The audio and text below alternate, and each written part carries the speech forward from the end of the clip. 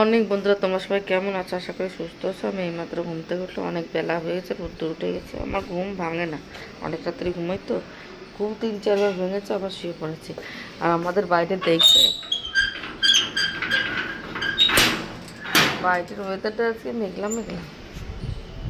আর আমার গরুতে ভেঙেছে না মানুষে ভেঙেছে আমি সেটা বলতে পারবো না, কিন্তু ভেঙে গেছে।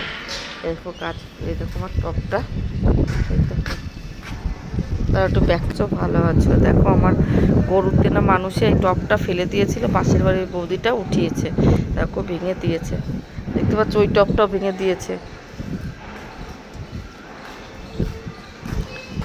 দেখো এই টপটাও ভেঙে দিয়েছে, এই টপটা ভেঙে দিয়েছে, ওই টপটা ভেঙে দিয়েছে। কি করে হবে? আর ওয়েদারটা দেখো, ভালোই হাওয়া চলছে আর নোংরা আসছে। ফুল দেখো, ফুলগুলো ফেলে দিয়েছে। দেখো গাছের উপরে দেখো কি অবস্থা হয়ে গেছে। আর দেখো আমাদের একটা গাটি কচু খেয়ে ফেলেছিলাম, এই দেখো কচু গাছ হয়েছে এখানে। তো আর কচু গাছ হয় না, তাও হয়ে গেছে অনেক। কচু বাগান বানিয়ে দেবো এখানে, কচু বাগান বানিয়ে। দেখো এই মাছগুলি দেখতে পাচ্ছ, 1 মাসের বেশি হয়েছে মাছগুলি রেখে দিয়েছিলাম। সে রান্না করাই হচ্ছে না, অন্য মাছ মাংস এই সপ্তাহে বেশি, এই 2 সপ্তাহে চিকেন আর মটন খাওয়া হয়ে গেছে। এই মাছগুলো রান্নাই হচ্ছে না। তা আজকে ভেবেছি এই মাছগুলি রান্না করবে। তোমাদের দাদাভাই 4টে বেগুন নিয়ে এসে 50 টাকা দিয়ে, ছোটো ছোটো 4টে বেগুন নিয়ে এসে 50 টাকা দিয়ে। আর বেগুন দিয়ে মাছগুলো খেতে খুবই সুন্দর লাগে। তাই দেখো মাছগুলো সুন্দরভাবে ভেজে নিচ্ছি। আজকে কিন্তু কড়াইটা খুব তাতিয়ে নিয়েছি, কেন ভাবছি এই মাছের না মাথা ফেলে দিয়েছি। অনেক দিনের মাছ তো, ওই জন্য মাথাটা ফেলে দিয়ে ভাজছি। মাথা থাকলে যদি তিতো লাগে বাইচান্স।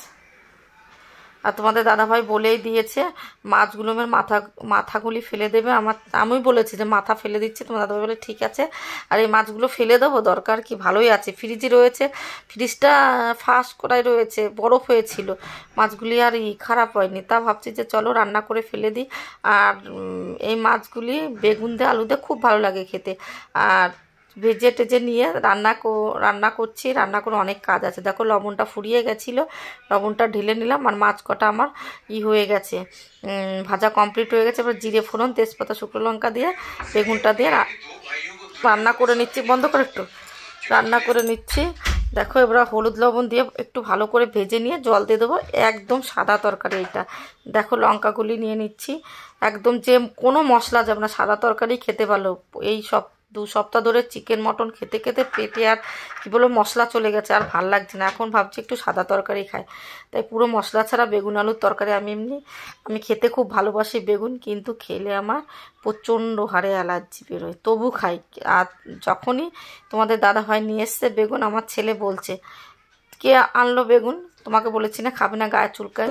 এই দরজাটা না পুরোটা হচ্ছে না, জানো তো, পুরোটা খুলছে না। দেখো এটা আমি আজকে বেশি জামা প্যান্ট নাই, তবু কেচে দিই, বর্ষাকাল তো কেচে দিয়েছে। ছেলের মধ্যে আর কিছু নিয়ে আসি।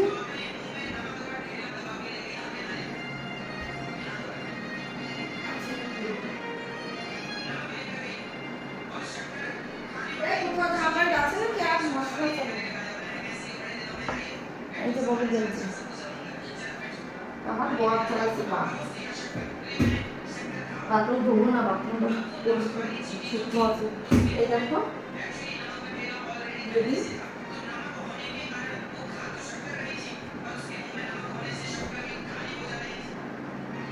দেখতে পাচ্ছ না, এই দরজাটা আর যাচ্ছে না, এই অ্যাঙ্গেল চলে।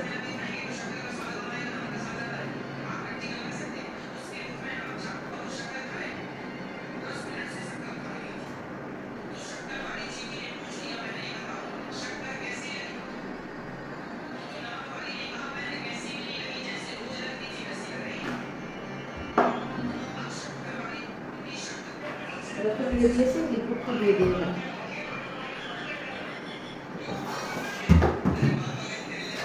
প্রথমে এই লিকুইডটা, গোদরেজের এই লিকুইডটা ব্যবহার করি। এর থেকে ভালো হলে বলো, এটা আমার ভালো লাগে।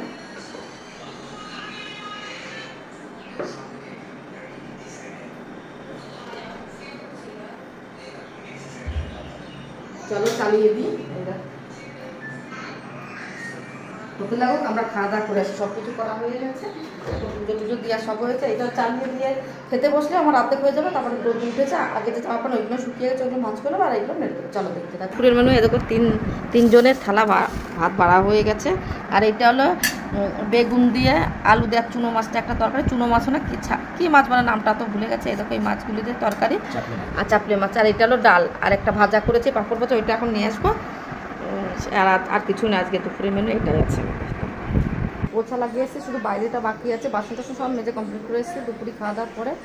এখন আমি জামা প্যান্টগুলো শুকিয়ে গেছে, এখানে বুঝতে পেরেছো। এটা উঠিয়ে আমি ওয়াশিং মেশিন চালিয়ে দিয়েছি।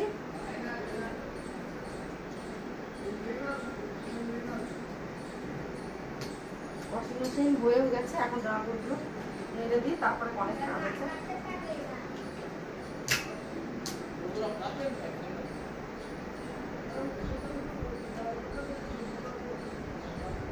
সব শুকিয়ে গেছে। দেখো একটা জিনিস দেখে খুব হাসি পাচ্ছে, ঘরে আমরা তিনজন মানুষ হলো, তিনটে ঘরে লেগে গেছি। আমি এডিট করতে এসেছি, তোমার দাদাভাই ওই ঘরে পাঙ্খা চালাবে, আমার ছেলে এক ঘরে, আমি এই ঘরে পাঙ্খা ছাড়া এডিট করছি, কথা ভয়েস দিয়ে দিচ্ছি। দেখো অনেক কালকে জামা প্যান্টগুলো ছিল সেগুলো শুকিয়ে গেছে, তা আজকে জামা প্যান্টগুলি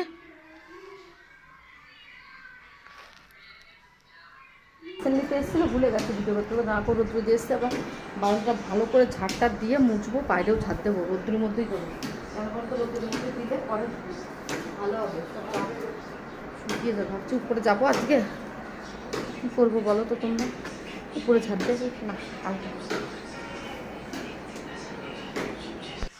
দেখো বাইরে জামা প্যান্ট দিয়ে দিয়েছে। এখন কি বলো তো, সব কাজে কমপ্লিট করার মধ্যে এখন দুপুর 3টে নাগাদ না 2টো নাগাদ বাজে। আমি এখন আর ঘুমোবো না। এখন কি করে বলো তো, বারবার ঘরটা ঝাড় দিয়েছে, শুধু বাইরেটা পোছা লাগানি বাকি আছে। আমি সব কাজ সারার পর ভেবেছি বাইরে লাগাবো। আর আজকে উপরের ছেলেরা যাচ্ছে আর আসতে, ভাল লাগছে না, ওই জন্য ভাবছি পরে একটু পোছা লাগায়। তা দেখো ভালো করে ঝাড় দিয়ে নিচ্ছে। ওইখানে জামা প্যান্টগুলো আমি ভাঁজ করে নেবো ভাবছি। আর এইটাই ছিল সেই স্ট্যান্ডটা ছিল এটার মধ্যে, তাই রেখে দিচ্ছি সাইডে। ওইটা বিক্রি করে দেবো, কি করব, না ফেলে দিতে হবে না বিক্রি করে দিতে, ভাবছি বিক্রি করে দেবো। আর দেখো কালকে বিছানার চাদর টাদর সব নাড়া আছে, এখনও রেনকোট নাড়া আছে। আমার ছেলে সব ভাঁজ করবো। দেখো এখন সব জামা প্যান্টগুলো ভাঁজ করে নেবো। ওটা রেনকোটটা কী হয়েছিল বলো তো, রেনকোটটা তো আমি উপরে যে জামাটা সেটা তো ভাঁজ করে রেখে দিয়েছি, আর প্যান্টটা এখনও ভাঁজ করতে পারিনি, প্যান্টটার মধ্যে জল ছিল জানো না, তার জন্য নাড়ায় আছে। ভাবছি আজকে ভাঁজ করে গুছিয়ে নেব।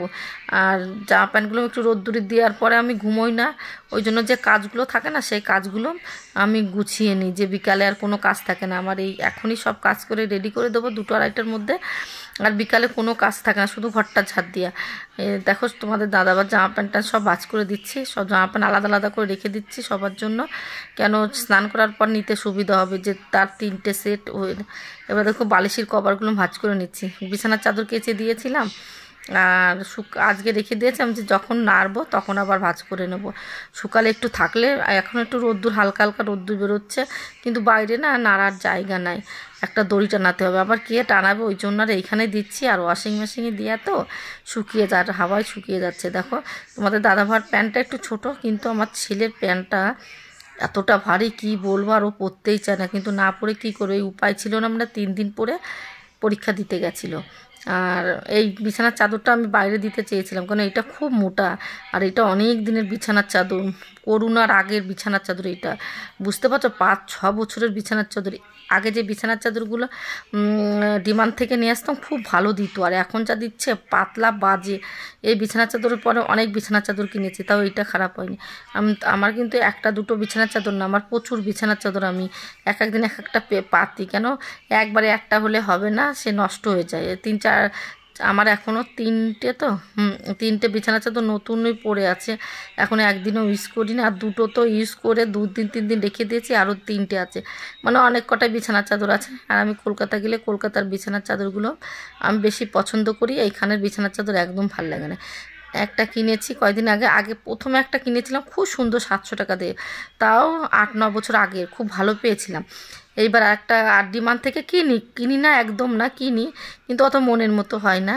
আর এইবারে একটা কিনেছিলাম, ঠকিয়ে দিয়েছে, 550 টাকা নিয়েছিল, বললো কটনের, কিন্তু ওইটা কটনের আসেনি, একবার সিল্ক টাইপের এসেছে, মিস কটন। আর বলো তোমরাই, আমরা বাঙালি গুজরাটিরা আমাদের সঙ্গে চালাকি করে কটনের জিনিস নিয়ে। বাঙালিরা সবসময় কটনের জিনিসে পরে, শাড়ি হোক যাই হোক। আর এইখানে লোকরা সবসময় পিছলে জিনিসটা পছন্দ করে, এরা কটনের জিনিস ব্যবহার করতেই জানে না, আর এরা পছন্দও করে না। আর আমরা কটনের দেশের মানুষ, আমাদের শেখাচ্ছে। চলো ভিডিওটা এখানে শেষ করি, ভালো লাগে লাইক শেয়ার কমেন্ট সাবস্ক্রাইব করে টাটা।